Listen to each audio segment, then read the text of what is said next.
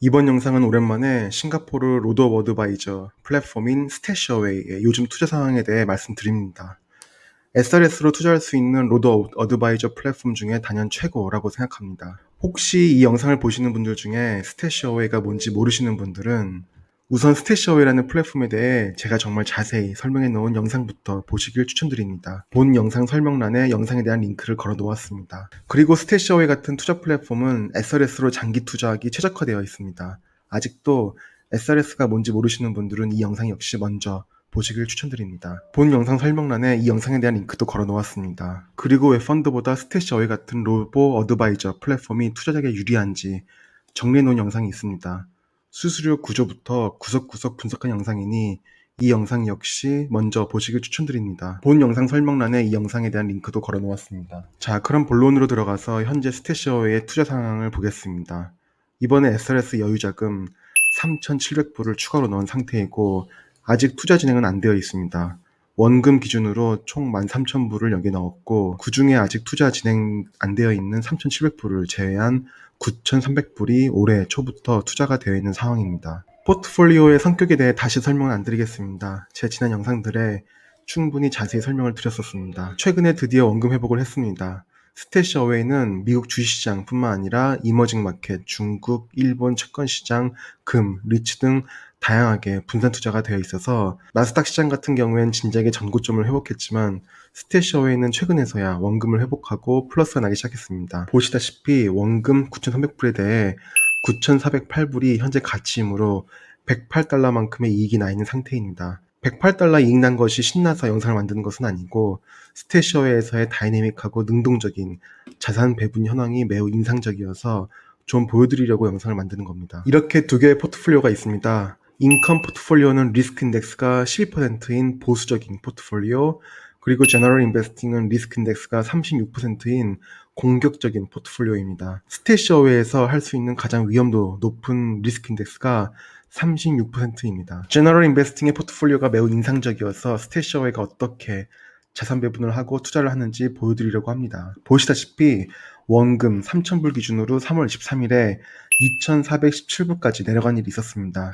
그 당시에는 하루 이틀 사이에 종목당 손실이 몇 천만 원이 왔다 갔다 한 상황이라 사실 이 정도 손해는 신경 쓰지도 않았었습니다. 지금 보니 많이 내려갔지만 그래도 그 당시 미국 주식 비중이 높은 포트폴리오였는데 이 정도면 선방했나 싶기도 합니다. 어쨌거나 현재는 연초 대비 YTD 기준으로 7.52%의 이익이 나 있는 상황이고 금액으로는 247불 의 이익이 났습니다. 아쉽게도 여기에는 3,000불밖에 넣어놓질 않아서 이번에 3,700불을 추가로 투자하긴 했습니다. 보시면 미국 주식 비중은 과거 50%가 넘는 비중에서 많이 줄여서 39%로 줄어든 걸 볼 수 있습니다. 대신 아시아 쪽, 주로 중국 쪽으로 주식 비중을 높여서 33%까지 아시아 시장 주식 비중이 올라갔습니다. 눈에 띄는 건 리츠는 7%로 줄였고 대신에 커머디티, 한마디로 금 관련 투자 상품의 포트폴리오에 20%가 들어있습니다. 알게 모르게 시장 상황에 맞춰 매우 능동적으로 자산 배분 및 리밸런싱을 스태시어웨이는 진행하고 있습니다. 이건 어셋 클래스별로 수익률을 보여줍니다. 크게 미국 주식,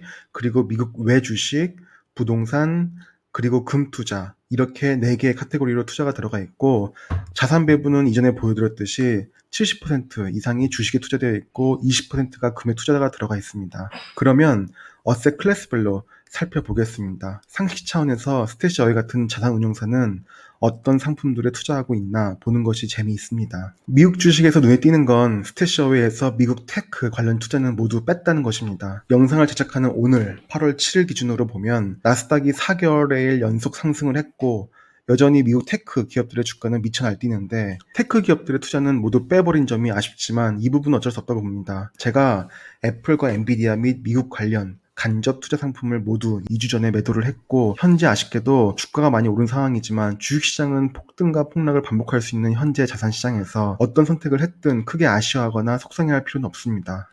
미국 주식은 크게 3개 카테고리에 투자가 들어가 있는데 스몰캡, 헬스케어 그리고 컨슈머 부분입니다. 이 중에 스몰캡에서는 마이너스 수익률을 기록했는데 어떤 상품에 투자가 들어가 있는지 보겠습니다. 미국 스몰캡 관련 투자가 들어가 있는 상품은 블랙락 아이셔스의 S&P 스몰캡 ETF입니다. MSCI US의 스몰캡 인덱스를 벤치마크하고 있으며 보시다시피 아직 이전 전고점을 회복 못하고 있는 인덱스입니다.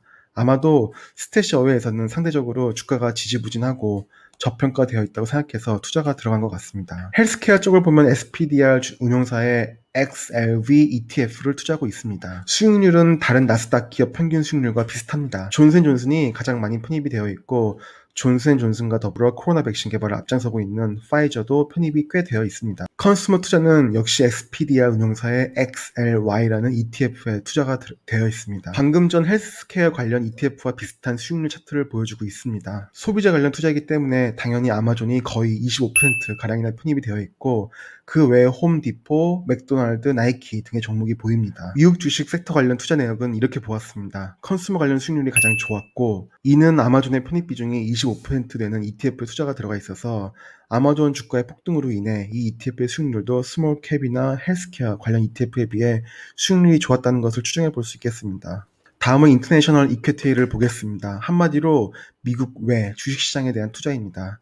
일본을 제외한 아시아 마켓은 아시아 엑스자팬 그리고 차이나텍, 이머징 마켓이 카테고리로 분산되어 투자가 되어 있습니다. 미국 테크 기업 투자 비중을 줄이고 이쪽의 투자 비중을 높였는데 물론 미국 테크 기업의 추후 주가 상승분에 대해 누리지 못했지만 인터내셔널 에퀴티에서도 이 정도 수익률이면 정말 나쁘지 않은 것 같습니다. 차이나테크의 수익률은 무려 40%가 넘습니다. 불과 지난 몇 달간의 수익률 치고는 매우 높습니다. 나머지 두 개의 수익률 또한 나쁘지 않습니다. 아시아 X재팬부터 살펴보면 블랙락 아이셔스의 AAXJ ETF에 투자가 되어 있습니다. 이름 그대로 MSCI AC 아시아 X자팬 인덱스를 추종하고 있습니다. 수익률 차트만 보면 미국 인덱스와 비교하면 아직 추가 상승할 여지는 있어 보이는 느낌을 받습니다. 지역별로는 홍콩의 45%, 거의 절반 가까운 투자가 들어가 있고 홍콩은 한마디로 홍콩의 우에 상장한 중국 기업들입니다. 한국도 13%가량 편입이 되어 있습니다. 이는 MSCI 지수가 이 정도 비율로 편입이 되어 있고 이 ETF는 MSCI 지수를 단순히 추종하는 것이긴 합니다. 편입 종목 순위를 보면 예상이 쉽게 되듯이 알리바바, 텐센트, TSMC, 삼성전자 순으로 편입이 되어 있습니다. 이번에는 40%가 넘는 경이로운 수익률을 안겨다준 차이나테크는 어떤 ETF에 투자되어 있는지 살펴보겠습니다. 저번 영상에서도 한번 소개드린 적이 있는 크레인시어스 자산운용사의 KWEB ETF입니다. 나이스에 상장이 되어 있는 ETF입니다. 연 환산으로 올해만 58% 넘는 수익률을 기록했으니 정말 수익률이 높은 ETF 중 하나입니다. 편입 종목은 알리바바와 텐센트가 1, 2위로 편입이 되어 있고 메이투안 디엔핑이 3위로 편입된 점이 흥미롭습니다. 제가 중국에 최근에 몇 번 출장 다니면서 저는 눈에 익은 기업인데 한마디로 배달의 민족같이 음식 배달 플랫폼 기업입니다. 그 다음에 이머징 마켓에 투자되어 있는 ETF는 SPDR사의 SPEM ETF입니다. 뭐 별거 없고 MSCI 이머징 마켓 인베스터블 마켓 인덱스를 추종하는 ETF입니다. 수익률 차트는 이런데 사실 이 수익률도 중국과 한국이 그나마 이끌고 있는 수익률이고 나머지 이머징 국가들의 수익률은 지난 3월 폭락 이후 지지부진합니다. 편입 비중을 국가별로 보면 홍콩이 30%로 가장 많고 그 다음이 대만입니다. 알리바바, 텐센트, TSMC가 상위 3개 편입 종목입니다. 그럼 이 정도로 스태시어웨이 주식 종목에 투자되는 상품들에 대해 살펴봤습니다. 그 다음으로는 리얼 에스테이트과 커머니티 클래스를 살펴보고 영상을 마무리하겠습니다. 리츠 관련 투자는 뱅가드사의 VNQI ETF에 투자가 되어 있습니다. 제가 지난 5월경인가 확인했을 때는 리츠가 100% 미국 부동산 리츠에 투자가 들어가 있었는데 흥미롭게도 이번에 미국 부동산을 완전히 제외한 리츠로 투자 상품이 바뀌었습니다. 미국 부동산 시장을 고위험으로 판단하고 자산을 다시 배분했습니다. 미국 부동산 인덱스를 제가 따로 보면 3월 대비 오르긴 올랐지만 그래도 현재 수준이 많이 떨어져 있고 2015년 정도 가격 수준으로 보이는데 어쨌든 스태시어웨이의 판단이 흥미롭습니다. 아마도 VNQI ETF의 수익 차트로 봤을 때 미국 외 부동산 시장이 현재 매우 저평가되어 있어서 저점 매수 정도의 기회로 보는 것일 수도 있습니다. 한국의 서울 정도의 부동산 시장을 제외하면 현재 글로벌 부동산 시장은 제가 있는 싱가포르를 포함하여 그다지 호황기는 전혀 아닙니다. 국가별 편입 비중은 일본과 홍콩이 대부분입니다. 다음 투자 항목으로 금 투자가 있겠습니다. 금 투자는 깔끔하게 SPDR 운용사의 SPDR 골드 트러스트에 투자가 들어가 있습니다. 모두가 아시다시피 요즘 금 가격은 신기록을 갈아치울 정도로 급등하고 있습니다. 금, 은, 팔라디움, 플래티넘 등 모든 귀금속 관련 커머디티 자산 가격이 참으로 많이 상승했습니다. 이 정도로 스태시어웨이 제너럴 인베스팅 포트폴리오의 투자 상품들에 대해 하나도 빼지 않고 모두 살펴봤습니다.